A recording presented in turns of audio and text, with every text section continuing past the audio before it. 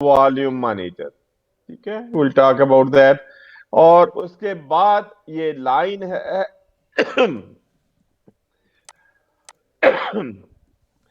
Pre pump arterial pressure monitor,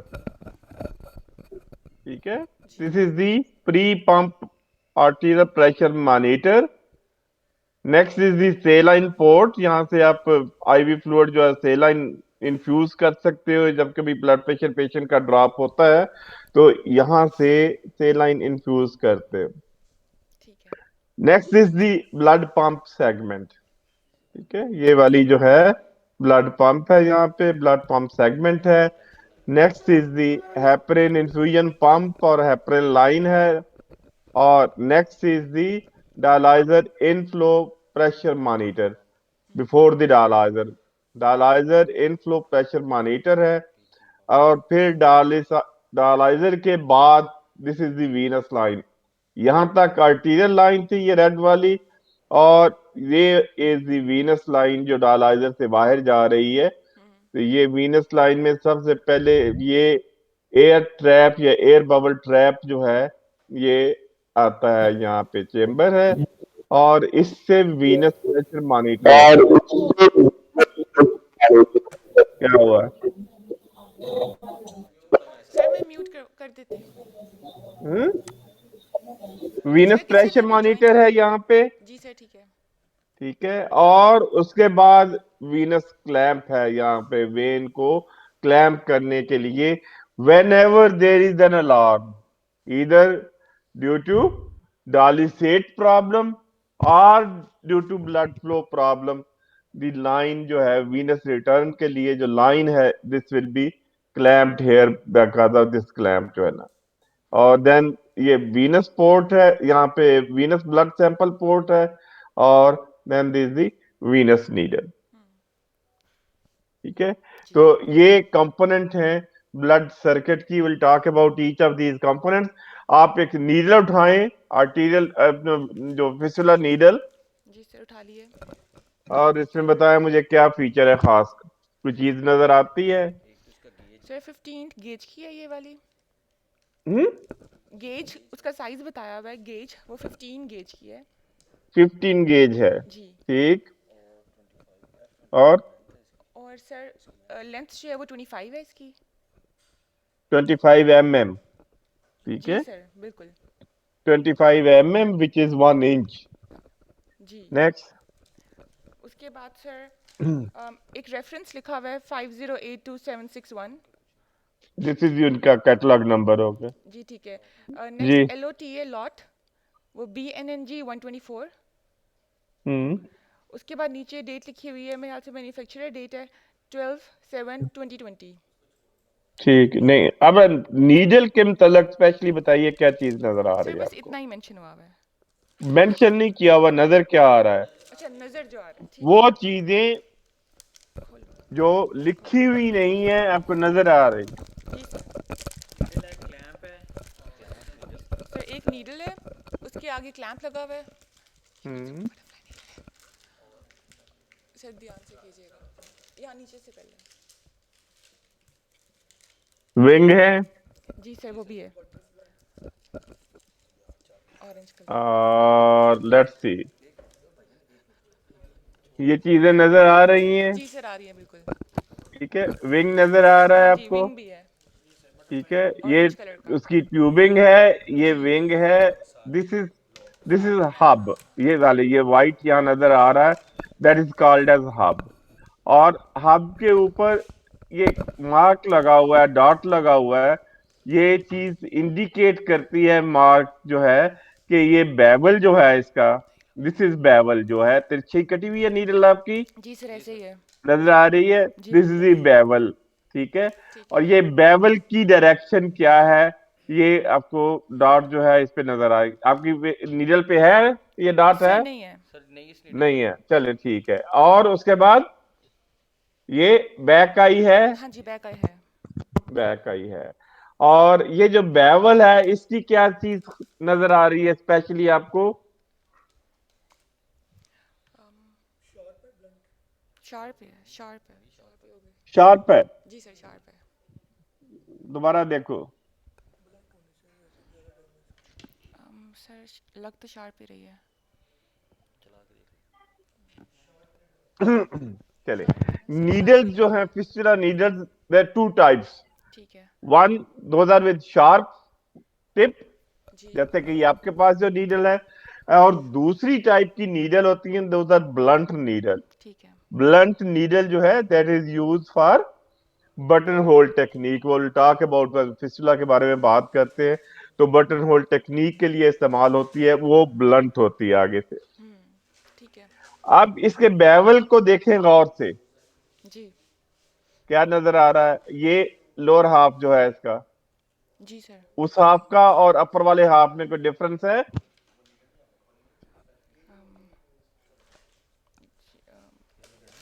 इसके ऊपर वाले में और नीचे वाले में डिफरेंस। ऊपर वाला है ना, उसमें नीचे वाला कवर्ड है, ऊपर वाला जो है हाँ, वो कवर्ड ये बेवल जो है इसमें कोई डिफरेंस है ये नीचे वाले हाफ में और ऊपर वाले हाफ में?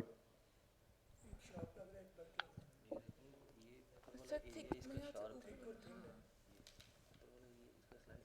ऊपर वाला सर कंपैरेटिवली शार्प लग रहा है। हम्म ऊपर वाला कंपैरेटिवली शार्प लग रहा है, जो ऊपर वाला पार्ट उलट है। बता रहे हो, उलट बता रहे हो। ये ऊपर वाला नीचे वाला जो है दिस इज शार्प, जी। ये शार्प होता है ये वाला, ठीक है। ठीक है, और दिस इज ब्लंट जो है। जी सर ठीक है। गौर से देखें, दिस पोर्शन जो है यहां से जी लेके जी यहां तक शुड बी ब्लंट, जी जी। और दिस इज शार्प। ठीक है। ठीक है, इसकी वजह क्या है? ये होना चाहिए। अगर सारे का सारा शार्प है, ये नीडल का सारा ये बेवल शार्प है, तो उससे क्या होगा? सर इंजरी के चांसेस ज़्यादा है। हम्म इंजरी के चांसेस ज़्यादा है। किस तरह इंजरी के चांस ज्यादा होंगे? सर ब्लड वेसल को रप्चर कर सकता है। नहीं, थ्रू एंड थ्रू जा आपका सकती है। जब इस नीडल को आप डालोगे अंदर, तो आपका इस तरीके से इसका कोर इफेक्ट होगा। You can remove a piece of the vein, vessel wall का पीस रिमूव हो सकता है, जिस तरीके से किडनी बायोप्सी की नीडल से आप कोर रिमूव करते हो। ठीक है, अगर जी ये सर। चारों तरफ से शार्प होगा तो वो फिर ये रिजल्ट निकलेगा। ठीक है। तो आधा नीडल शार्प होने की वजह से ये जो नीचे पिक्चर दी हुई है, ये वी शेप फ्लैप बन जाएगी, जैसे यहां नजर आ रही है या यहां नजर आ रही है, कि चारों तरफ से ये पीस नहीं कटेगा। ठीक है। ठीक है, वी शेप ये ओपनिंग बनेगी, और फिर जैसे ही नीडल रिमूव करोगे, ये फ्लैप वापस आके इस होल को बंद कर देगी। जी। ठीक है, ठीक है। ये समझ आई कि इसमें डिफरेंस जो है, कि अगर सारा शार्प होता तो ये इस तरीके से पीस निकल आना था, ये चीज नजर नहीं आनी थी, ये होल पीछे रह जाना था, जो बाद में ब्लीडिंग ज्यादा होने का चांस होना था। ठीक है। अब यहाँ पे इस तरह की स्लिट बनेगी, जिसमें ये फ्लैप वापस आ जाएगी और वो ब्लीडिंग रुक जाएगी। जी। तो नीडल में एक चीज जो आपने देखनी होती है, कि ये जो बेवल की लेंथ कितनी है। ठीक है। जितना ज्यादा लेंथ होगी उतना ही इजी होगा पंक्चर करना। ठीक है। मगर ज्यादा लेंथ होगी तो उसका नुकसान क्या हो सकता है? ये थ्रू एंड थ्रू जा सकती है। कि आपने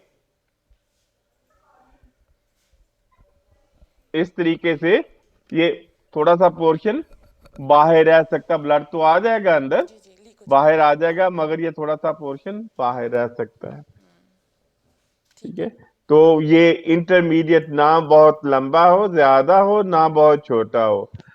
नेक्स्ट जो है आपके पास, ये बैक आई का पर्पस क्या है? बैक आई का पर्पस क्या है? नहीं डायरेक्शन तो ऊपर से पता लग जाएगी। हम्म सर नहीं पता। हाँ, बैक आई में। बैक आई क्यों होती है?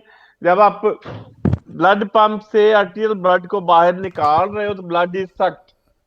ठीक है, जी। ब्लड बाहर आएगा तो blood wall can be sucked into this portion. ठीक है। ठीक है, जी। या अगर ये आपकी नीडल की ये वाला जो बेवल है, ये आपके जो वॉल के अगेंस्ट टच हो जाता है तो ब्लड फ्लो रुक जाएगी। तो ऐसी सिचुएशन में blood will still continue to flow from the back eye. ठीक है। ठीक है, अगर यहाँ पे ये वाली चीज वॉल को टच कर लेगी तो इधर से ब्लड फ्लो नहीं होगी, तो वो फिर बैक से फ्लो आपका होता रहेगा। तो ये एडिशनल बेनिफिट है उसका कि ये ब्लड फ्लो आपकी मेंटेन रहती है even if the needle is touching the wall जो है। ठीक है, तो एक तो बैक आई और दूसरा ये हाफ शार्प एज जो है, ये चीज आपने नीडल में देखनी है। और तीसरी चीज जो है लेंथ चेक करनी है कि ना तो बहुत ज्यादा लंबी हो।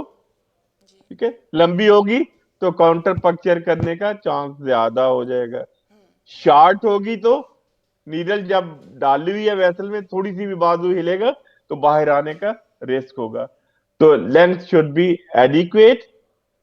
बेवल का हाफ जो है वो शार्प होना चाहिए, हाफ ब्लंट होना चाहिए। और ये जो बैक आई है ये किस नीडल पे होनी चाहिए, आर्टीरियल नीडल पे या वीनस नीडल पे या दोनों पे? आर्टीरियल पे होनी चाहिए हम्म, सर, आर्टीरियल पे होनी चाहिए। आर्टीरियल पे होनी चाहिए। वीनस में तो ब्लड बाहर आना है प्रेशर से, तो उसके साथ वाल से खुद ही पीछे हट जाएगी नीडल ना। जब ब्लड जो है वेन वीनस नीडल में से बाहर आएगा तो वो पुश कर देगा वॉल को।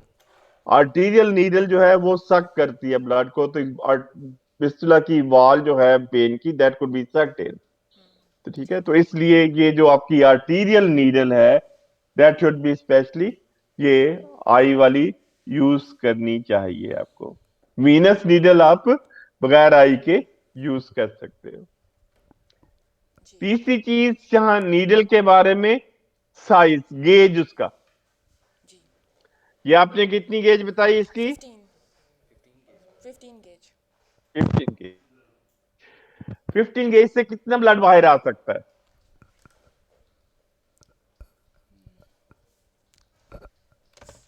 सर नहीं आइडिया, हम्म, नहीं आइडिया सर। नहीं आइडिया। ये आपको जानना जरूरी क्यों है?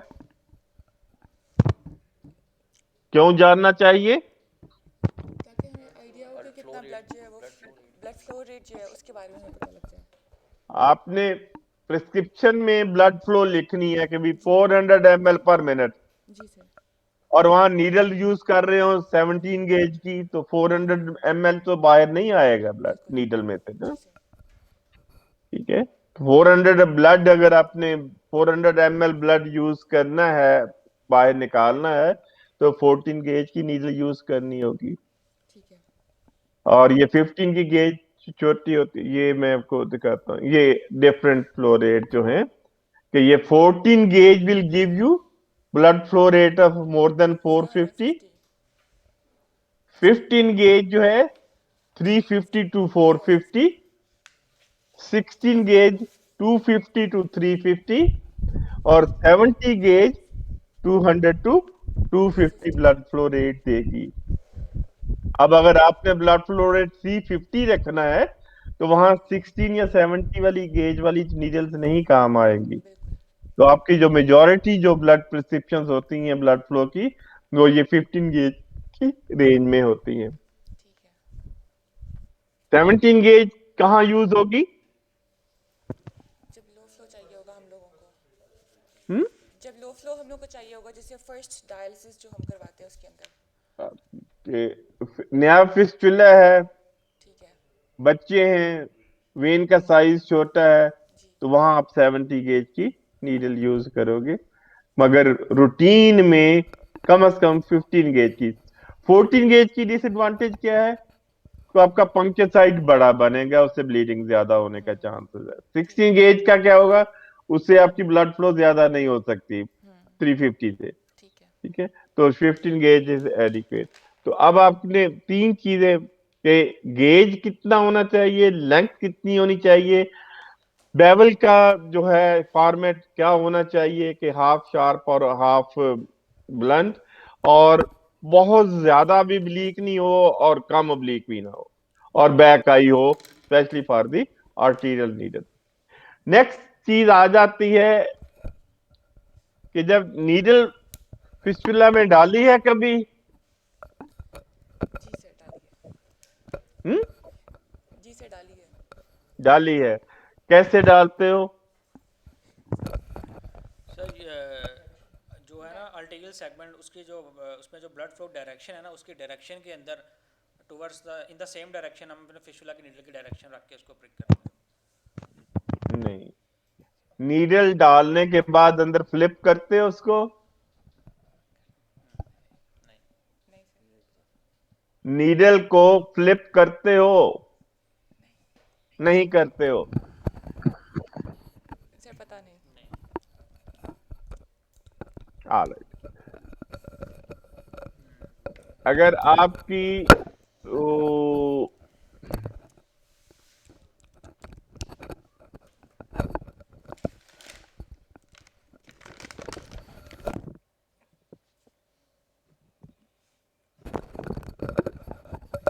ये वेसल वॉल में आपने नीडल भेज दी, जी ठीक है, ये आपने पंक्चर कर दिया इसको यहां पे। ठीक है।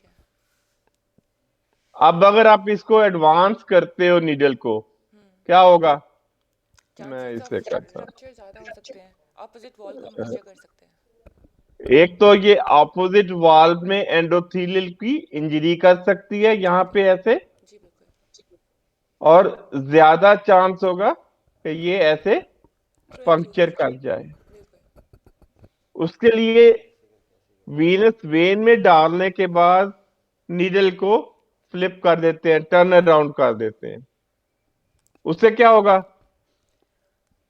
ये जो बेवल है ये ऊपर हो वो जाएगा। नीचे की तरफ चला जाएगा। ठीक है। ये बेवल जो नीचे है की ऐसे ओर जाएगा।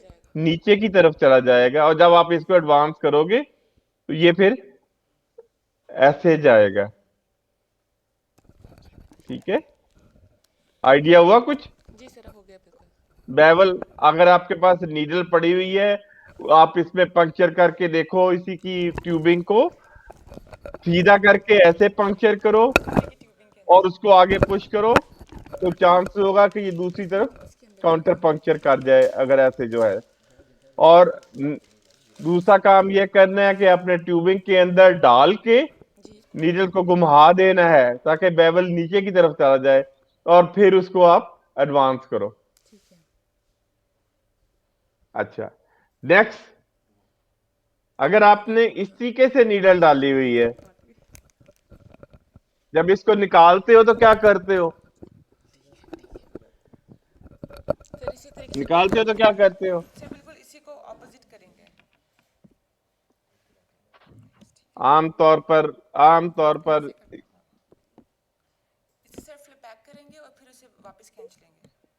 यहां पे स्वैब रखा, उसको प्रेस किया और नीडल को पुल आउट कर देते हैं। ठीक है। ठीक है, यहां से प्रेस कर रहे हैं, नीडल को बाहर निकालते हो, खींचते हो, तो ये वाला शार्प एज जो है इंजरी कर सकता है। जी बिल्कुल। अच्छा ठीक है। हाँ जी हैं? कर सकते हैं बिल्कुल सर।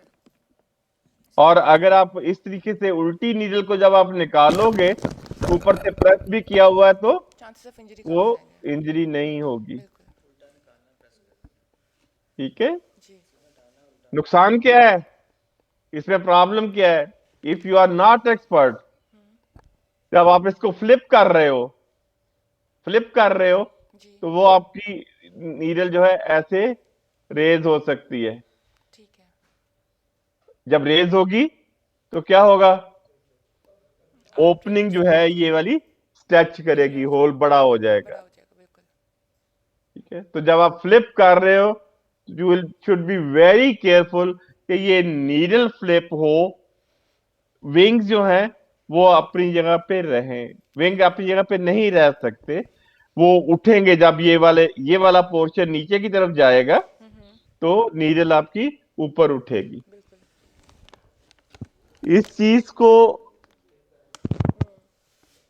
रोकने के लिए कुछ नीडल्स ऐसी आती हैं कि ये विंग तो ऐसे ही है, तो ये यहां से घूम जाती है नीडल, जी सर। विंग को यहां से फिक्स कर लेते हैं ठीक है। और इधर से नीडल को पकड़ के घुमा देते हैं। ठीक है। उससे फिर वो ये वाला जो मसला है होल स्ट्रेच होने का वो नहीं होगा। ठीक है। और क्या इसमें इम्प्रूवमेंट है नीडल में? कोई आइडिया है आपको नीडल्स में क्या इम्प्रूवमेंट या एडवांसमेंट आई है? नहीं सर। नहीं है, आनी चाहिए। जी ये वाली जो ब्लंट नीडल थी, ये देख रहे हो आज एज इसका, जी बिल्कुल सर, ये ब्लैक। शार्प नहीं है, ये ब्लंट नीडल है। ठीक है। और ये वाली नीडल जो है ये सिंगल नीडल डायलिसिस के लिए है कि एक ही नीडल से ये वाई शेप कनेक्शन यहाँ पे, इससे ब्लड बाहर आता है, इधर से ब्लड वापस चला जाता है। डबल पंप से फिर डायलिसिस होती है जब सिंगल नीडल से करनी हो। और अब से मैं बात कर रहा था ये इस तरीके से इसके ऊपर गार्ड होता है। ठीक है, ये स्वैब रखा आपने, ये गार्ड को ऊपर थ्रेड कर दिया और पीछे से ट्यूबिंग को पकड़ के नीडल खींच ली। ठीक है।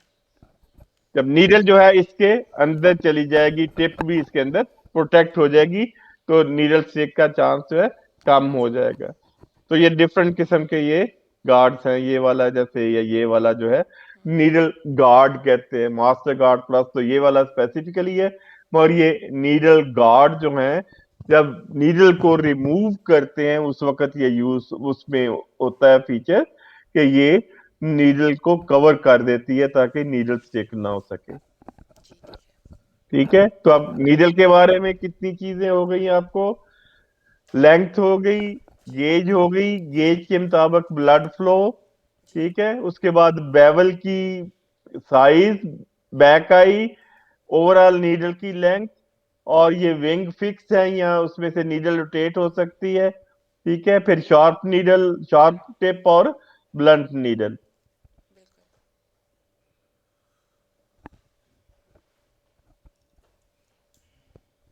अब आप उठा लो आर्टेरियल ब्लड ट्यूबिंग।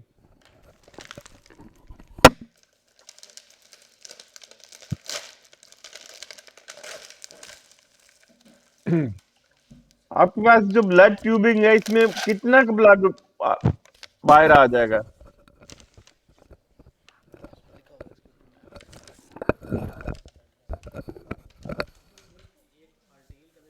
जो पेशेंट की जब डायलिसिस हो रही हो तो पेशेंट का कितना ब्लड जो है ऑन एवरेज एक्स्ट्रा कार्पोरियल होता है? 150 ml सर। हम्म? सर 150 ml शायद।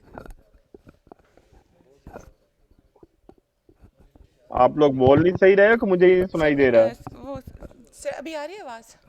अब ठीक है। जी सर शायद 150 ml। शायद एक डायलाइजर में ऑन एवरेज अबाउट 80 ml ठीक और है। ट्यूबिंग में 150 ml, तो टोटल ब्लड जो है outside the body any time, any given time is 150 to 250 ml। जी सर ठीक है। ठीक है, और ये आइडिया आपको क्यों पता होना चाहिए कि अगर वो ब्लड क्लॉट हो जाए एक्स्ट्रा कार्पोरियल सर्किट में तो इतना ब्लड का लॉस हो सकता है। बिल्कुल सही। ठीक है, अब ट्यूबिंग में, ब्लड ट्यूबिंग में जी सर पकड़ लिया। इसमें क्या प्रॉब्लम होती है? यूजली मेड ऑफ बायोकम्पैटिबल और नॉन टॉक्सिक मटेरियल। ठीक है, जी ठीक और है। इसके अंदर कुछ पोर्शन होगा पंप सेगमेंट इसे बोलते हैं, नजर आ रही पंप सेगमेंट? जी सर थोड़ी सी मोटी होगी जहां पे, हाँ जी दैट बिल्कुल। Is lined by with silicon. ठीक है, ठीक है। ताकि ब्लड की क्लॉटिंग ना हो। सारी लाइन को सिलिकॉन से कोटिंग नहीं करते क्योंकि दैट बिकम्स टू एक्सपेंसिव जो है। ठीक है। ठीक है, और इसमें जो पीवीपी पीवीसी का जिसकी बनी होती है पॉलीविनाइल क्लोराइड जो है, उससे जो केमिकल ये वाला जो है लीच करता है, कर सकता है, ठीक है। जिसकी वजह से क्या होता है? First use syndrome. ठीक है, एनाफिलैक्सिक रिएक्शन टू दी ठीक है। डायलिसिस। जैसे ही आप डायलिसिस स्टार्ट करते हो तो केमिकल जो है ये जो लीच हुआ होगा मेम्ब्रेन इसके ट्यूबिंग से, that goes into the body और वहां पे एनाफिलैक्टिक रिएक्शन हो सकता है। ठीक है, ट्यूबिंग का एंड किस किस्म का है? सर 2 एंड्स है। दो एंड है। जी बिल्कुल। एक तो नीडल के साथ लगना है, दूसरा डायलाइजर के साथ लगना है, बिल्कुल ऐसे ही। ऐसे ही है सर। अब जो नीडल के साथ लगना है वो इस किस्म का होगा, ठीक है। ठीक है। This is called as luer lock. Luer lock, ये बेल जो अंदर है और उसके ऊपर डबल है शीट जो उसको ट्विस्ट करके फिक्स कर दिया जाता है ताकि ये एक्सीडेंटली डिसलॉज ना हो जाए। दिस इज ल्यूरल लॉक जो है। दूसरी तरफ जो डायलाइजर को लगना है जी वो मेल है, मेल कनेक्टर नहीं फीमेल है, ये तो मेल था, वो फीमेल है, उसको डिन कनेक्टर कहते हैं। डिफरेंस नजर आया दोनों में? जी सर जो डायलाइजर वाले एंड में ये चीज नहीं होगी जो नीडल के अंदर जाती है, इसको इसको लगा कर ना इसे सिर्फ डाल के फिर इसे गोल कर लेना है। ऐसे ही है। जी सर बिल्कुल ऐसे ही है। अच्छा चले। और ये तीसरा कनेक्टर जो यहाँ पे डालिसेट वाला होता है, डालिसेट की ट्यूबें लगाने के लिए, this is called as Hansen, Hansen connector, जिससे डालिसेट की ट्यूबिंग जो है डायलाइजर को कनेक्ट की जाती है। तो ये ल्यूरल लॉक, ये डेन कनेक्टर और ये हैंसन कनेक्टर। जी सर ठीक है। हैंसल यहाँ पर आएगा। तो आर्टीरियल ब्लड ट्यूबिंग में आपको मैंने बताया था कि ये एक तो सैंपल पोर्ट है, अगर आपने ब्लड सैंपल लेना है आर्टीरियल ब्लड का तो यहां से लोगे, बिल्कुल ठीक है सर मिल गया। ठीक है। उसके बाद ठीक है। इसके साथ आपको लाइन नजर आ रही है, इससे लाइनिंग पंप वाली सेगमेंट से पहले साइड पे लाइनें निकल रही हैं जी ट्यूबिंग सर में। लग रही है। जी सर। एक है, दो है? सर दो है। दो है। ये क्या चीज है? सर एक प्रेशर लाइन के लिए, एक सलाइन लाइन के लिए। एक आर्टीरियल लाइन या प्री पंप ब्लड प्रेशर, उसका ब्लड ठीक है। प्रेशर मुहैया करती है जी सर। प्री पंप, और दूसरा सिलाइन के लिए। इन्फ्यूजन पोर्ट है, ठीक है। एक जो लंबी वाली जो है वो सिलाइन पोर्ट है। प्रेशर मॉनिटर को कनेक्ट होती है, और छोटी वाली से आप सेलाइन होक कर देते हो, या किसी वक्त भी अगर जरूरत पड़े तो वो आप पेशेंट को इन्फ्यूज कर सको। ठीक है। ये वाला क्लैंप है इसका, ये क्लैंप रहनी चाहिए स्वाय उस वक्त के जिस वक्त आपने फ्लूइड देना है पेशेंट को, उस वक्त आपने इसको खोलना है, अदरवाइज पंप की वजह से ये सेलन पूरे का पूरा फौरी पूरी स्पीड के साथ पेशेंट को जा सकता है। तो ये आर्टीरियल प्रेशर लाइन और इन्फ्यूजन पोर्ट, और उसके बाद आ गई ब्लड सेगमेंट। ये वाली बिल्कुल सही। ब्लड सेगमेंट हो गई है, which is threaded into the blood pump, ठीक है। इस तरीके से ब्लड पंप में थ्रेड की जाती है, और ये ब्लड पंप जो है आपका, this called as roller pump या पेरिस्टाल्टिक पंप। ठीक है। यहाँ पे जो चीज नोट करने वाली है आपकी, वो अक्लूजन है कि इस पंप की अक्लूजन कितनी है। अक्लूजन क्या है पंप की? Distance between this roller and the pump housing, ये वाला जो डिस्टेंस है दैट इज अक्लूजन, ठीक है। ठीक है। और ये फंक्शन किस तरीके से करता है? ये इस वक्त इसमें ब्लड आया हुआ है, जी जी। जब ये घूमेगा रिवॉल्व करेगा तो ये रोलर जो है इसको प्रेस करेगा, और this blood will be pushed out, बिल्कुल सही। ठीक है। और बाय द टाइम ये रोलर यहाँ पे आता है, ये रोलर इधर आना शुरू हो जाएगा, तो उससे उतनी देर में ये जो सेगमेंट उस रोलर के बाद है वो फिल होती ब्लड हो जाएगी, जाएगा। बिल्कुल ठीक। ठीक है। तो इस तरह से कंटिन्यूसली ब्लड जो है वो आपका फ्लो कर सकता है। ठीक है। यहाँ पुराने वाली मशीनों में खास तौर पर ये मसला होता था कि ये जो रोलर्स होते थे वो फिक्स होते थे, ये एक्लूजन जो है उनकी फिक्स होती थी, ठीक है। और मशीन इसके अपने एक्लूजन को सेट करवाना पड़ता था। आपके पास दो किस्म की ट्यूबिंग आती हैं। जो आर्टीरियल ट्यूबिंग की दो टाइप्स कौन सी हैं? आपके पास जो ट्यूबिंग है ये कौन सी है, 6.5 mm वाली है, 8 mm वाली है? 8 mm वाली।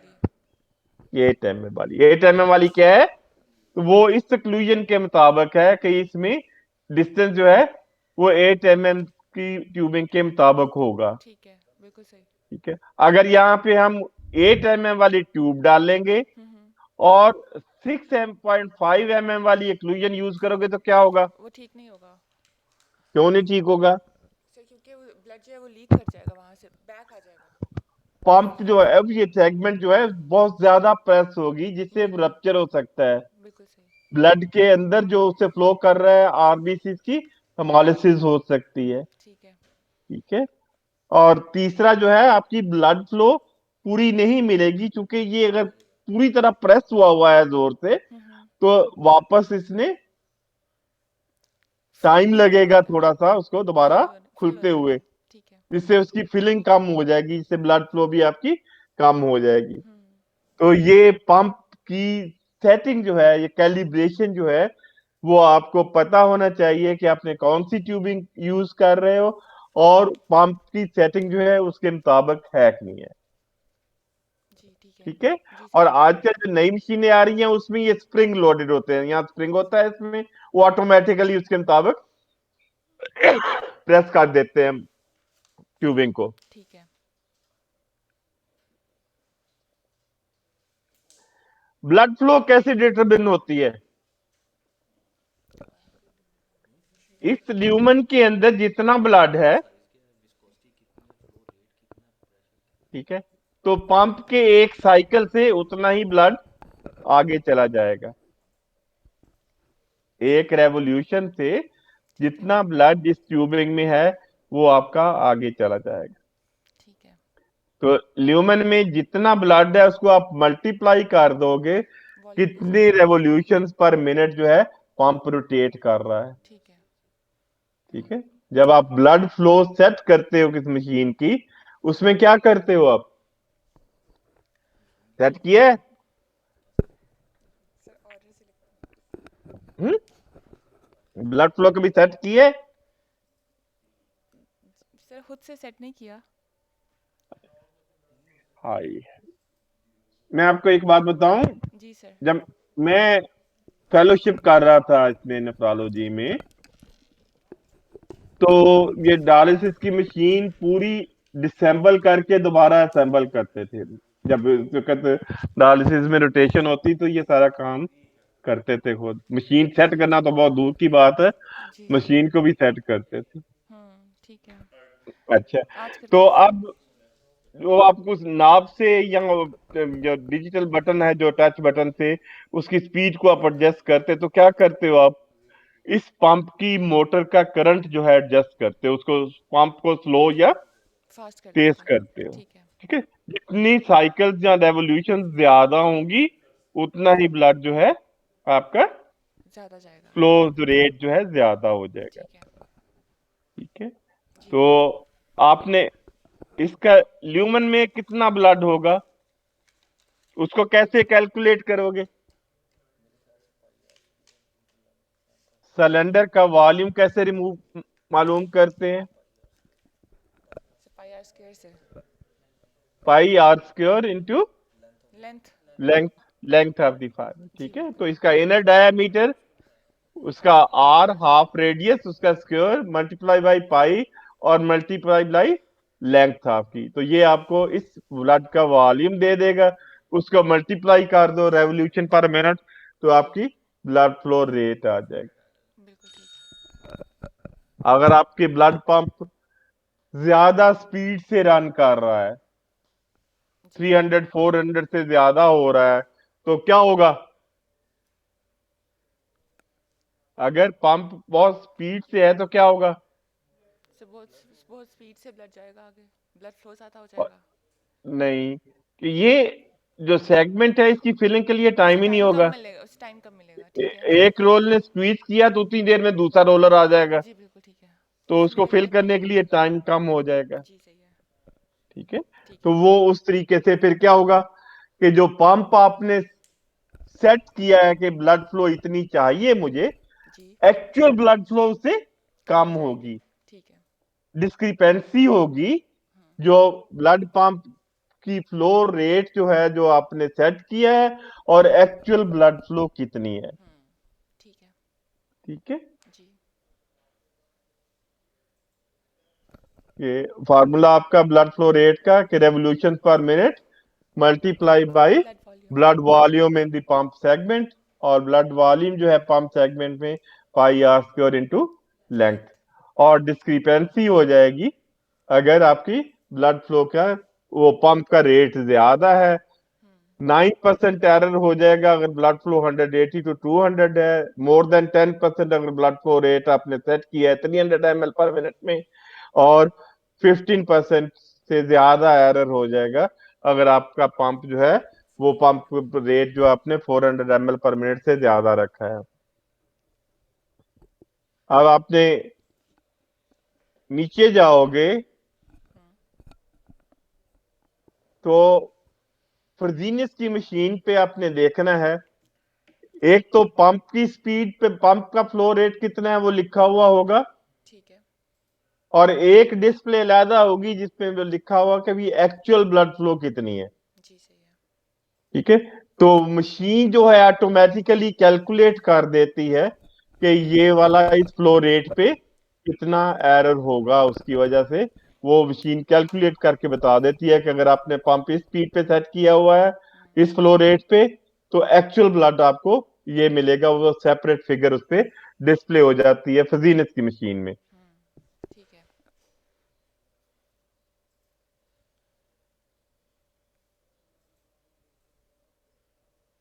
एक चीज और भी मसला हो सकता है कि जो आपने पंप की स्पीड सेट की है उसके मुताबिक एक्चुअल ब्लड फ्लो ना हो, वो कब होगी? जब ब्लड फ्लो ही कम कब होगा, होगा? हाइपोवोलीमिया अगर होगा। फिस्टुला से ब्लड नहीं आ रहा। जी सर, हाइपोवोलीमिया होगा या हम्म? फिर किंक हो गई जब लाइन। लाइन किंक हो गई, या सबसे ज्यादा कि फिस्टुला बिच्योर है या स्मॉल है, ठीक है उससे उतनी फ्लो आ नहीं रही, तो बिल्कुल आपने 300 400 पे सेट किया हुआ है पंप मगर पीछे से फ्लो ही नहीं आ रही, ठीक है। तो उसकी वजह से भी डिस्क्रिपेंसी हो सकती। अच्छा, तो ये मैं देख रहा था कि यहाँ आपने एक्लूड कर लिया इसको, ये पंप इधर जाएगा तो ये दूसरा अगर आ जाएगा तो उसी देर में ये फिलिंग नहीं हो सकेगी पूरी ट्यूब की। ठीक है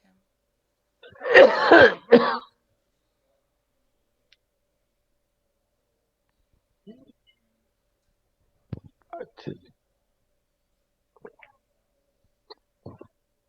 pre pump arterial pressure line जो है कि पंप से पहले प्रेशर जो है मॉनिटर करना चाहिए आपको। नेगेटिव होता है पॉजिटिव? Negative sir. नेगेटिव होगा क्योंकि इसने ब्लड को सक करना करना है होता है फिस्टुला फ्रॉम से। The fistula. बिल्कुल अगर बहुत ज्यादा नेगेटिव हो जाए तो क्या होगा? वो हाँ, टर्बुलेंस सर डेवलप हो सकती है, फ्लो लेमिनर नहीं रहेगा। आर्टीरियल प्रेशर फॉल कर सकता है जिसमें से मशीन अलार्म देगी। ठीक है जी बिल्कुल। नंबर 2, टर्बुलेंट फ्लो फिस्टुला की वेन जो है बार बार कोलैप्स करेगी, ठीक है जब वो कोलैप्स करेगी तो नीडल की टिप जो है वो इरिटेट कर सकती है एंडोथेलियम को, ठीक है जिसकी वजह से थ्रोम्बोसिस इनिशिएट हो सकती है। बिल्कुल ठीक तीसरी है। प्रॉब्लम क्या हो सकती है कि आपने जो ब्लड फ्लो 300 दिखी है या 400 दिखी है मगर पेशेंट को उतना ब्लड फ्लो उसको मिल नहीं रही, आपने पंप भी सेट कर दिया मगर एक्चुअली उतना ब्लड मिल जो नहीं रहा। पेशेंट को मिल नहीं रहा, वो तभी आपको पता चलेगा अगर आप प्री पंप जो आर्टीरियल प्रेशर मॉनिटर कर रहे हो। जी सर। ब्लड वॉल्यूम मॉनिटर, ये क्या बुला है? 2008 एच में आपने देखना है। ठीक है, कि आपको वहां नजर आएगा ब्लड वॉल्यूम मॉनिटर जो है, उसमें क्या होता है कि यहाँ पे अगेन ये सेंसर लगा हुआ है, अल्ट्रासोनिक सर्कल सेंसर, जो ब्लड की कंसंट्रेशन को डिटेक्ट करता है। मॉनिटर करता है, हीमोग्लोबिन की कंसंट्रेशन को मॉनिटर करता है। अगर आप फ्लूइड रिमूव करोगे तो क्या होगा, इसे इंक्रीज कर हीमो जाएगा कंसंट्रेशन होगी, जी जिससे थ्रोम्बोसिस होने की चांसेस हीमोग्लोबिन बढ़ जाएगी। बिल्कुल तो ये वाला ब्लड वॉल्यूम मॉनिटर जो है सेंस करता है कि कितने परसेंट हीमोग्लोबिन बढ़ी है। ठीक है अगर 10% इंक्रीज इन हीमोग्लोबिन है तो that would mean 10% loss of the volume. ठीक है तो ये ब्लड वॉल्यूम मॉनिटर से पता चल जाएगा। और इसमें और क्या चीज होती है कि अगर आपकी हीमोग्लोबिन बढ़ती जाती है दैट विल इंडिकेट कि ब्लड वॉल्यूम कम हो रहा है जी बिल्कुल and patient is prone to develop hypotension. Hypertension एक हेमाटोक्रिट ऐसी होगी जिस पे पेशेंट जो है हाइपोटेंशन में चला जाएगा। ठीक है, जी जैसे जैसे हेमाटोक्रिट बढ़ रही है दैट विल इंडिकेट कि इतने परसेंट जो है ब्लड वॉल्यूम जो है डिक्रीज हो रहा है। और एक ऐसी हेमाटोक्रिट पे जिस पे patient will develop hypotension that is called as crash crit. जिस जी हेमाटोक्रिट पे पेशेंट क्रैश हो गया, हाइपोटेंशन हो गई, that is called as crash crit. इसका एडवांटेज क्या है कि आपको अंदाजा होगा कि हर ये पेशेंट का ये इसकी क्रैश रेट इतनी है, इतने परसेंट अगर हम वॉल्यूम रिमूव करेंगे तो इसने हाइपोटेंशन में चले जाना है, तो आप उसे कम अल्ट्राफिल्ट्रेशन करोगे। ठीक है आपको पता है अगर मैंने 10% वॉल्यूम रिमूव किया 10% हीमोग्लोबिन बढ़ जाएगी और उस लेवल पे जाके पेशेंट ने क्रैश होना है, तो आप 10% से कम वॉल्यूम रिमूव करोगे, 8% पे, 9% पे, ताकि पेशेंट को हाइपोटेंशन ना होने पाए।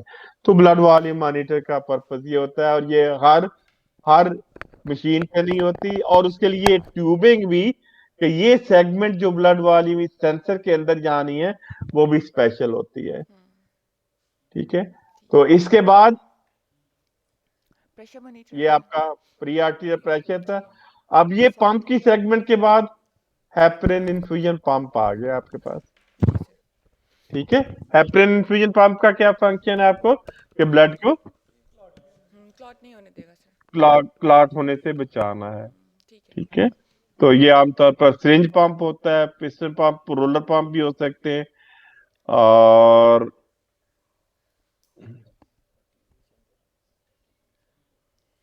हेपरिन जो है आप इसमें नहीं है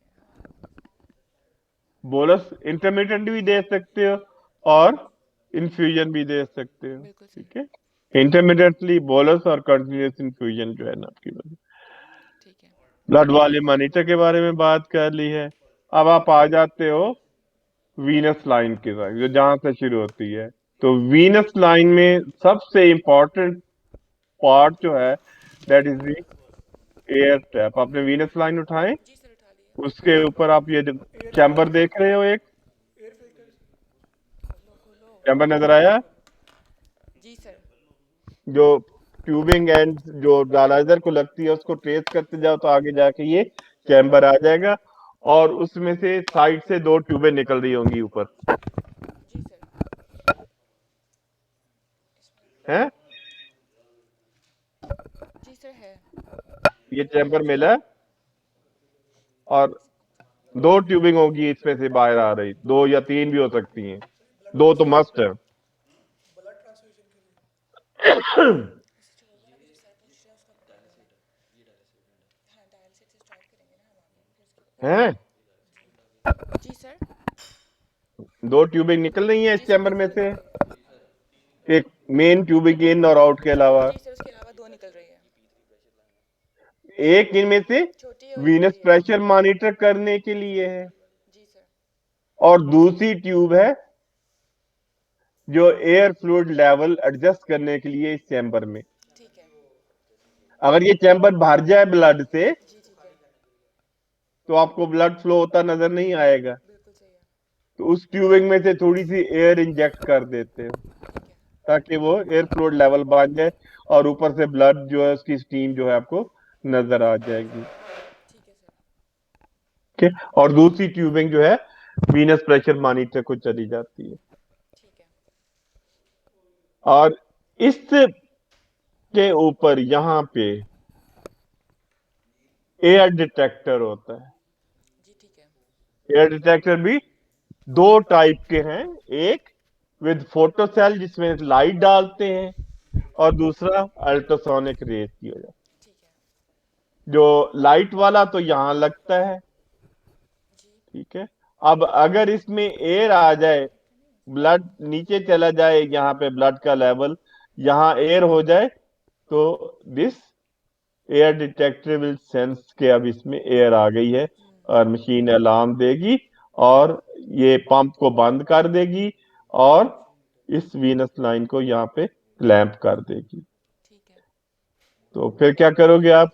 तो ये जो दूसरी लाइन थी यहाँ, उसमें से सिरिंज से थोड़ी सी एयर बाहर निकाल सक कर लोगे, जिससे ब्लड का लेवल यहाँ पे ऊपर चला जाएगा, और फिर ये मशीन का अलार्म बंद हो जाएगा और पंप चल पड़ेगा। बिल्कुल ठीक। दूसरा जो है आपका अल्ट्रासोनिक टैप, वो यहाँ पे लगता है इस ट्यूबिंग के ऊपर, और वो अल्ट्रासोनिक बेस ही होता है। उसका भी प्रिंसिपल यही है कि अगर एयर होगी तो अल्ट्रासोनिक रेज की स्पीड पे इफेक्ट होगा, जो कि दूसरी तरफ सेंस करेगी मशीन, और मशीन को अलार्म दे सकती है। और ये क्लैंप जो है ये बहुत जरूरी, और ये भी देखना आपने होता है कि ये क्लैंप जो है प्रॉपरली फंक्शन कर रहा है कि नहीं कर रहा है। और इसका ऑब्जेक्टिव क्या है कि जब कभी भी प्रॉब्लम है, जैसे एयर है, इसमें ब्लड डिमोलाइज हो गया, या एयर है, या ब्लड लीक कर रहा है, या डायलिसिस की कंडक्टिविटी सही नहीं है, तो ये ट्यूबिंग जो है ये क्लैंप एक्टिव हो जाना चाहिए, ट्यूब को क्लैंप कर लेना चाहिए। ठीक है, तो वीनस ट्यूबिंग आ गई। वीनस पे उस पे भी वीनस पे भी पोर्ट होती है, सैंपल पोर्ट, ये वाली, यहाँ से वीनस ब्लड के सैंपल लेना हो, और उसके बाद ये वीनस नीडल आ गई। जी सर बिल्कुल ऐसे ही है। अब आपकी जो है प्रेशर लाइंस हैं, अच्छा, ये एयर डिटेक्टर का कि इस तरीके से उसमें लेवल होता है ब्लड में, और इसका ये वाला है सेंसर डिवाइस यहाँ पे है, इधर से रेज जाएंगी, दूसरी तरफ से सेंस होंगी। ये फोटो सेल वाला है, इधर से रेज जाएंगी, इधर से सेंस होगी। अगर लेवल जो है इसका ब्लड का यहाँ आ गया तो ये आपका अलार्म देगा, अगर इसमें से एयर गुजरेगी यहाँ पहुंचेगी तो ये अलार्म देगा, और ये क्लैंप जो है एक्टिव होगा और ट्यूबिंग को क्लैंप कर देगा। ये एयर डिटेक्टर का काम है। जी सर। प्रेशर जहां भी आपने मॉनिटर करने हैं, कितनी जगह पे थे प्रेशर, कितनी जगह पे मॉनिटर किया एक आपने? जगह पर। पंप से पहले, हाँ जी। पंप के बाद प्री पंप आर्टीरियल प्रेशर, और डायलाइजर के बाद भी। प्री डायलाइजर प्रेशर जो आर्टीरियल प्रेशर, और तीसरा पोस्ट डायलाइजर। वीनस प्रेशर जो है। बिल्कुल।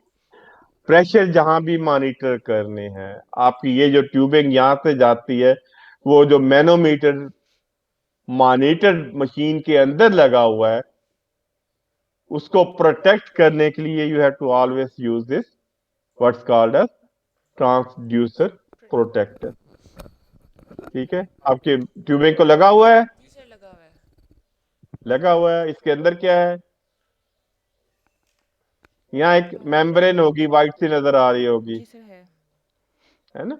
तो उसका पर्पस क्या है कि जो ब्लड जो है इस ट्यूबिंग में से मशीन के ट्रांसड्यूसर को कंटेमिनेट ना कर दे। ठीक है। ठीक है, common source of vertical transmission of blood borne infection जी। कैसे होगी? आपकी ये मशीन थी, पेशेंट की इस ट्यूबिंग में ब्लड चला गया, इसको वेट किया ट्रांसड्यूसर को, और अंदर जाके जो ट्रांसड्यूसर है उसको कंटेमिनेट कर दिया। ठीक है। पेशेंट वाज एचसीवी पॉजिटिव से। उसके बाद जो नेक्स्ट पेशेंट लगता है, आपने ये सारी ट्यूबिंग उतार के फेंक दी और नई ट्यूबिंग लगा ली, मगर इत्तेफाक से उस पेशेंट का भी ब्लड जो है इस लाइन में जाके उस ट्रांसड्यूसर तक चला जाता है। ठीक है। ठीक है, वो फिर वही चीज हो जाती है जैसे आपने कंटेमिनेटेड सिरिंज यूज कर ली, तो इस तरीके से पेशेंट को जो है सब्सिक्वेंट जो डायलिसिस वाला पेशेंट है उससे ट्रांसमिशन हो सकती है, वर्टिकल ट्रांसमिशन। तो इसके लिए ये बैरियर जो है, बैरियर भी कहते हैं, फ्लूइड बैरियर भी और ट्रांसड्यूसर प्रोटेक्टर भी कहते हैं, ये इस लाइन पे लगा हुआ जरूरी होना चाहिए। बात का ये मशीन के साथ लगा रहता है, ये ट्यूबिंग बदल देते हैं, मगर अगर ये वेट हो जाता है then it must be change. ठीक है। ठीक है, अगर ज्यादा वेट हो गया तो फिर अंदर वाला ट्रांसड्यूसर भी उसको भी क्लीन करना होगा। तो ठीक है, इसकी समझ आ गई जी सर, आ गई। बैरियर की। अब आपको जो तीनों जगह पे जो प्रेशर हैं उन्होंने अलार्म देने हैं, अगर वो हाई प्रेशर हो जाए सर्टेन रेंज से या लो प्रेशर हो जाए, मशीन ने अलार्म देना है और मशीन ने पंप को स्टॉप कर देना है और लाइन को क्लूड कर देना है। तो इसके लिए अब आपको अंदाजा होना चाहिए, पता होना चाहिए कि ये हर जो है अलार्म, जो हर किस्म का अलार्म मशीन क्यों दे रही है। जी। ठीक है, ताकि उसकी वजह जो भी है, काज जो है, उसको दूर कर सके। तो प्री पंप आर्टीरियल प्रेशर अभी आपने बताया कि भी नेगेटिव होता है। बिल्कुल। सक्शन ठीक के है, लिए। तो -250 से ज्यादा नहीं होना चाहिए। अगर -250 से ज्यादा होता है तो फिर आपको वजह ढूंढनी है। आपकी आर्टीरियल नीडल इन्फिल्ट्रेट कर सकती है, जो आर्टीरियल प्रेशर मॉनिटर से पहले वाली ट्यूब है उसकी कहीं किंकिंग हो सकती है, एक्सीडेंटली उसका क्लैंप लग जाता है, फिस्टुला क्लॉट हो जाता है, कोई भी वजह हो सकती है उसपे ना, तो जिसकी वजह से प्रेशर आपका मजीद नेगेटिव हो जाएगा। पेशेंट का ब्लड प्रेशर अगर फॉल करेगा तभी भी वो ब्लड प्रेशर आपका ये ज्यादा लो हो सकता है, क्लॉट बबल्स आ जाए तभी भी लो हो सकता है। ठीक है, तो ये इनएडिक्वेट, अगर फिस्टुला की इनएडिक्वेट ब्लड फ्लो हो सकती है कि एक वार्निंग होगी कि ये fistula has to be evaluated, कि भी ये इसमें से फ्लो पूरी नहीं आ रही। अच्छा, और फिर ये आपकी डिस्क्रिपेंसी बढ़ जाएगी कि एक्चुअल ब्लड फ्लो रेट और जो पंप की स्पीड के मुताबिक आपकी डिस्क्रिपेंसी बढ़ जाएगी अगर ये ज्यादा नेगेटिव हो जाता है। ये प्रेशर बढ़ेगा कब? जब लाइन डिस्कनेक्ट हो जाए। सर, जब लाइन डिस्कनेक्ट हो जाएगी। डायलाइजर की क्लॉट हो जाए, क्योंकि आगे नहीं जा रहा पंप से आगे, वीनस नीडल कोई भी आगे जो है इस प्रेशर के आगे वाली सेगमेंट में कहीं फ्लो हो रही है, ब्लड क्लॉट हो गया, नीडल इन्फिल्ट्रेट हो गई, डायलाइजर क्लॉट हो गया, किंकिंग हो गई, एक्सेट्रा। ठीक है, post pump pre dialyser pressure जो है लो कब होगा? ब्लड लाइन ये पॉजिटिव होगा नेगेटिव होगा? पॉजिटिव होगा, पोस्ट पंप पॉजिटिव होगा सर। पॉजिटिव होना चाहिए पोस्ट सर। पंप पॉजिटिव होगा। अगर ये ड्रॉप कर जाता है तो हो सकता है आपकी ब्लड लाइन रप्चर कर रही है, लीक कर रही है, डिस्कनेक्ट हो गई है। ठीक है, किंक हो। ट्यूब ब्लॉक हो गई है between pump segment and pressure monitoring, या किंकिंग हो गई है, या पीछे से पंप फ्लो नहीं दे रहा है इतनी। जी। और ज्यादा प्रेशर कब होगा? सर, जब उससे प्री आगे डायलाइजर, जाएगी। अगर आपका डायलाइजर क्लॉट हो रहा है या डायलाइजर के आगे जो वीनस ट्यूबिंग है उसमें कहीं प्रॉब्लम है। और Venus pressure alarm low pressure, उससे पहले कहीं लाइन डिसरप्ट हो गई है या ब्लड फ्लो लो आ रही है। और हाई वीनस प्रेशर अलार्म जब उस मॉनिटर से आगे कहीं ब्लॉकेज हो गई, लाइन की किंकिंग हो गई, नीडल इन्फिल्ट्रेट कर गई, फिस्टुला क्लॉट हो गया, तो कोई भी वजह हो सकती है। तो ये आपको पता होना चाहिए कि ये हाई और लो ये प्रेशर अलार्म जो है कब होंगे। और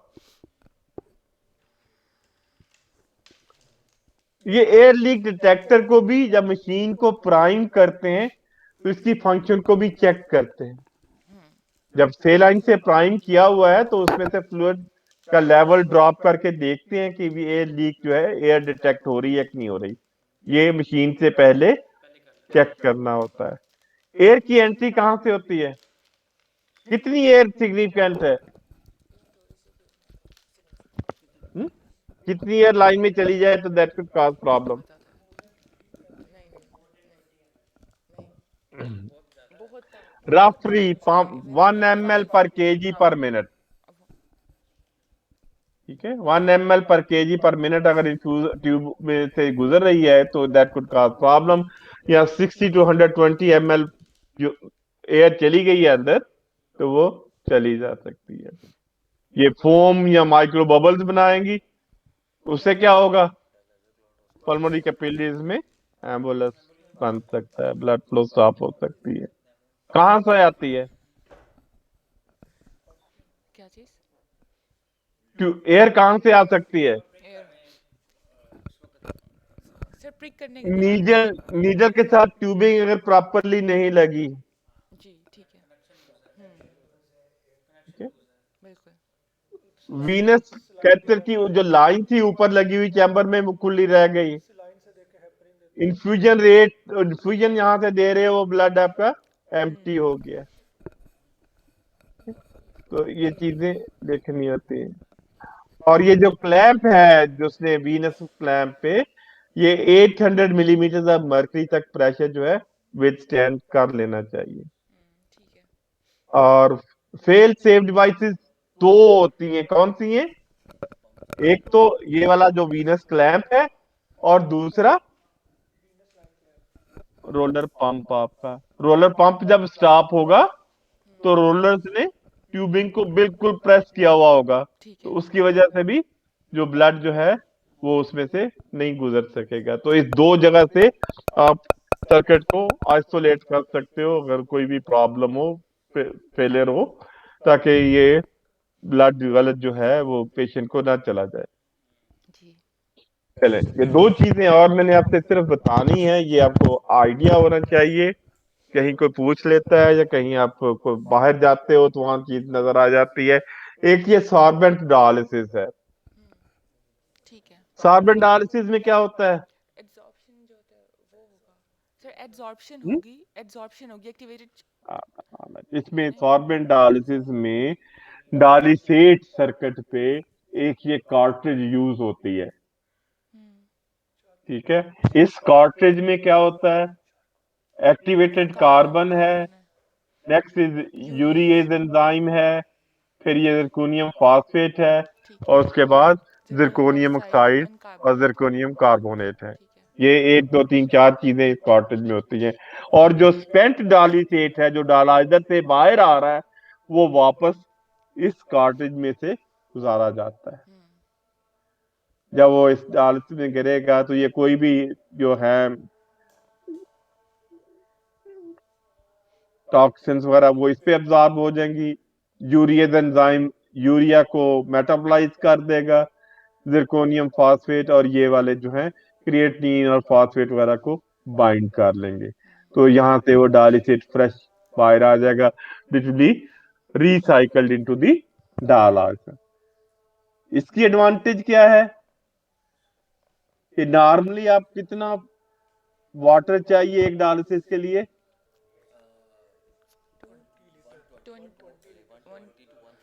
120 to 150 लीटर्स 120 to 150 लीटर। तो यहाँ पे you can dialyse the patient with just 6 litres of fluid जो है, ठीक है। जी जी वही फ्लूइड जो है 6 लीटर जो है फ्लूइड जो है बार बार रीजनरेट होगा और will go back to the dialyser. तो ये सॉर्बेंट कार्ट्रिज है और फंक्शन है उसकी, ये जो फॉस्फेट्स, क्लोराइड, हैवी मेटल्स इसको एब्जॉर्ब करेगा, और उसके बाद ये वाला एमोनियम, कैल्शियम, मैग्नीशियम, पोटेशियम दूसरी वाले को, और यूरिएज जो है ये यूरिया को मेटाबोलाइज करेगा, और ये वाली जो चीजें हैं क्रिएटिनिन, यूरिक एसिड, जो नाइट्रोजनस टॉक्सिन्स हैं उनको एब्जॉर्ब कर लेगा। एब्जॉर्प्शन की भी आपको बात की थी कि प्रिंसिपल में एब्जॉर्प्शन भी होती है। तो ये सॉर्बेंट बेस आ गया। जी सर।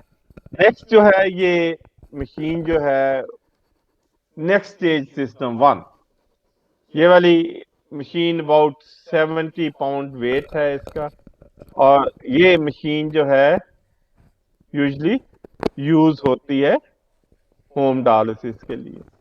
इतनी सी मशीन है, और इसमें ये कार्टेज ऐसे ही आती है जिसमें सारी लाइंस और आपस में ये कनेक्टेड होती है। सिर्फ आप इसमें मशीन को जैसे ये अपने प्राइम करते हैं, थ्रेड करते हैं, ये आर्टीरियल वीनस नीडल को वो लगाने की जरूरत नहीं होती, जस्ट कार्टेज जो आप अटैच करते हैं, और इस तरीके से ये फ्लूइड जो है वो 6 लीटर का बैग जो है उसी तरह सार्बन बेस से वो आपका चला जाता है। या फिर ये प्योर फ्लो सिस्टम जो होता है उसमें क्या होता है, एक कार्टेज आती है, एक कार्टेज जिसमें ये सारा कुछ होता है, अल्ट्रावायलेट लाइट होती है, और ये फिल्टर में कार्बन एब्जॉर्प्शन फिल्टर, डीआयोनाइजिंग रेजन होती है, और अल्ट्रा फिल्टर होते हैं। तो ये सिर्फ आपने टैप वाटर से कनेक्ट करना है इस कार्टेज को, और कार्टेज में से जब गुजरेगा तो ये जो है डालिसेट का कंसंट्रेट, और ये पहले तो उसको प्योरीफाई करेगा इन, और फिर इसके साथ कंसंट्रेट के साथ मिक्स करके डायलाइजर को चला जाएगा। ठीक है, तो ये आपका ऑनलाइन जो है प्रेपरेशन है, बिकॉज वाटर ट्रीटमेंट सिस्टम अलहदा रखने के आपका एक कार्ट्रिज की सूरत में ये वाटर ट्रीटमेंट सिस्टम है, और कंसंट्रेट बजाय लिक्विड होने के कंसंट्रेट भी एक कार्ट्रिज की सूरत में है, उससे आप वाटर प्योरीफाई करके कार्ट्रिज में से गुजारते हो, कंसंट्रेट बन, ये डालिसेट बन गया, और डालिसेट को आप इस मशीन में से गुजार के डायलाइजर में से और डायलिसिस कर सकते हो। ये पोर्टेबल डायलिसिस मशीन कह सकते हो इसको, होम डायलिसिस के लिए मशीन कह सकते हो, इसके लिए कि कन्वीनियंट है, पेशेंट को लंबा चौड़ा वो खेड़ा नहीं करना पड़ता ये इसको सेटअप करने में। ठीक है, तो ये एडवांटेज जो न्यूअर फॉर्म जो आ रही हैं ये इस्तेमाल हो रही हैं फॉर होम डायलिसिस या आपकी ट्रेवलिंग के लिए। ठीक है, ठीक है सर। अरे क्वेश्चन? कोई क्वेश्चन नहीं सर। अब आपने जाके नीचे जी पेशेंट की आर्टीरियल नीडल से लेके जो इस आर्टीरियल ट्यूबिंग को फॉलो करना है कि ये कहाँ कहाँ जा रही है, और कहाँ कहाँ मॉनिटर हो रहे हैं, कहाँ पर क्लैंप हो रही है, कहाँ पे ये डिफरेंट पोर्ट्स हैं, जी और किस तरीके से डायलाइजर को कलेक्ट हो रही है, और उसके बाद वीनस लाइन जो है कहाँ से गुजरती है, ठीक है। और एयर डिटेक्टर कैसे कहते हैं। नर्स को कहना है आपने कि वो थोड़ा सा एयर डिटेक्टर में एयर थोड़ी सी इंजेक्ट करके लेवल लो करके एयर डिटेक्टर की फंक्शन आपको दिखाए ठीक है। कि कैसे वो ट्यूबिंग क्लैंप होती है और डायलाइजर जो है वो पंप जो है स्टॉप हो जाता है। बिल्कुल सही ठीक है, है। जी तो सर। ये चीज आपने एक दफा नोट करनी है। ये चीजें अगर आपको पता है, हम्म। ठीक है, तो जी फिर आप ये डायलिसिस ये टेक्नीशियंस को वो आप कंट्रोल कर सकते बिल्कुल हैं। ऐसे ही है, सही बात है। आपको भी पता होना चाहिए कि भी हमें ये अलार्म दे रही है मशीन, तो क्या वजह हो सकती है, जी उसको बता सकते हो कि भाई ये देखो, ये चीज देखो, ये चेक करो। बिल्कुल सर। और अदरवाइज क्या होता है, प्रॉब्लम क्या होती है? क्या होती है सर, क्या होती है? आपको अगर इन चीजों का नहीं पता जी जी। तो प्रॉब्लम क्या होती है? फिर वो टेक्नीशियन हमें कंट्रोल कर रहे होते हैं। टेक्नीशियन आपको कंट्रोल, ठीक है, आपकी वो रिस्पेक्ट नहीं आपको दे सकते जो आपको देनी चाहिए, और क्या आपको क्या पता, हम इसी तो ये सीखी हैं चीजें आपने, ऐसे ही है सर। वो ऐसे नहीं होना चाहिए। जी ठीक है। ये चीजें आपको भी पता होना चाहिए, और इसको ये अब जो डालिसेट का सर्किट, ब्लड का सर्किट, मशीन से सिमिलैरिटी जो है आपको पूरी होनी चाहिए। ठीक है।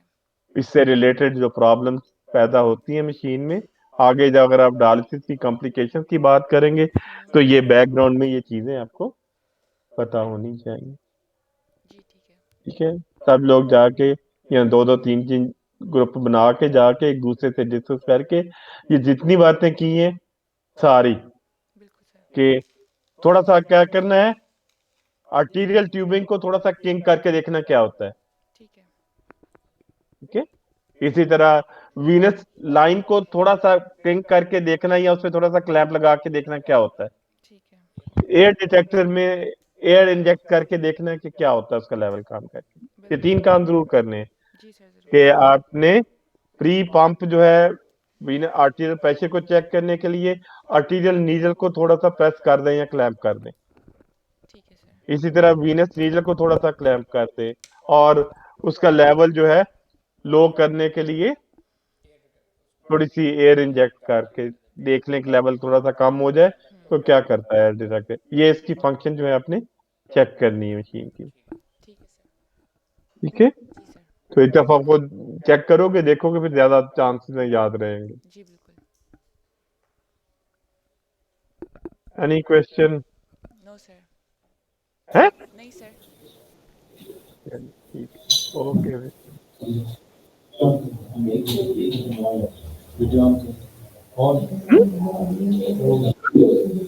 कुछ है पता चला कोई चीज? नहीं सर, हमारी तरफ से कुछ नहीं है। वो नई चीज सीखने को मिली है, जी सर बिल्कुल मिली है। इसको अप्लाई करना है। जी सर बिल्कुल ठीक है। ठीक है, जी सर। जो भी आप लर्न करते हो जब तक उसको अप्लाई नहीं करते वो आपको याद नहीं रहेंगी। ऐसे ही है। ठीक है, जब तक आप वो रूल ऑफ 1 तो याद रखिए। क्या हाल है गुलाम बस? सर गुलाम बस किसी और से पूछते हैं।